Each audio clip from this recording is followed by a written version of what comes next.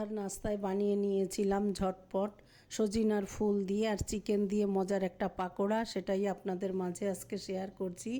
এর জন্য আমি ফ্রেশ কিছুটা ফুল বা গাছ থেকে পেড়ে নিয়ে এসেছি। এটা কিন্তু আমাদের গাছের, আর এই ফুলটা যেহেতু ঝরে পড়ে যাবে তাই একটু টেকনিক খাটিয়ে সন্ধ্যায় মজার একটা নাস্তা তৈরি করে নিলাম। এখানে আমি খুব ভালো করে পানি দিয়ে ফুলটাকে ধুয়ে পরিষ্কার করে পানি ঝরিয়ে নিয়েছি। নিয়ে একটা পাত্রে নিয়ে এখানে আমি ভাজা ধনিয়ার গুঁড়া, লাল মরিচের গুঁড়া, হলুদের গুঁড়া, গরম মশলার গুঁড়া, কাঁচা পেঁয়াজ কুচি দিয়ে দিলাম, একটা মিহি কুচি করে কাঁচা ঝাল দিয়ে দিলাম 4টার মতো, স্বাদ মতো লবণ, আর এখানে আমি দিয়েছি কর্নফ্লাওয়ার 2 টেবিল চামচ পরিমাণ, একটা ডিম, একটু বেসন, আদা রসুন দিয়ে এ পর্যায়ে কিন্তু পাকোড়াটা বানানো যায়। এটাও খুব ভালো লাগবে খেতে।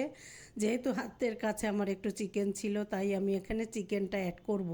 আমি খুব ভালো করে সমস্ত উপকরণ ভালোভাবে হাতের সাহায্যে মাখিয়ে নিয়েছি। মাখিয়ে নিয়ে এই চিকেন ফ্রাই থেকে আমি এক টুকরো রেখে দিয়েছিলাম, এটা হাত দিয়ে টুকরো করে করে এই পর্যায়ে দিয়ে একটু বেসন দিয়ে খুব ভালো করে হাতের সাহায্যে মাখিয়ে নিয়ে আমি রেস্টে রেখে দিয়েছিলাম 10 মিনিটের মতো।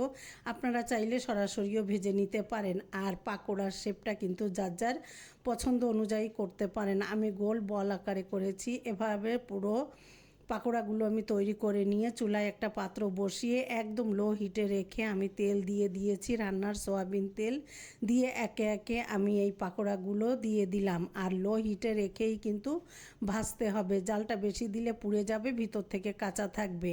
আর এভাবে একটু সময় নিয়ে 6 থেকে 8 মিনিটের মধ্যে হয়ে যাবে লো হিটে। আমার পছন্দ মতো কালার আসা পর্যন্ত ভেজে নিয়েছি। আর ভেজে আমি গরম গরম টমেটো সসের সাথে পরিবেশন করেছিলাম। আর একটু সময় নিয়ে ভেজে নিয়ে এবার আমি একটু পরিবেশন করে দেখিয়ে দিচ্ছি। কেউ আপনি যদি না বলেন বুঝতেই পারবেন না যে এটা সজিনা পাতা বা ফুল দিয়ে তৈরি করা হয়েছে।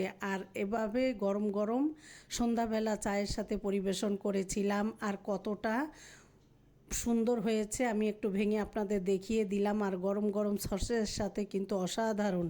কেমন হলো ভালো করে পুরো ভিডিও দেখে কমেন্টে জানাবেন। সবাই অনেক ভালো থাকবেন। আসসালামু আলাইকুম।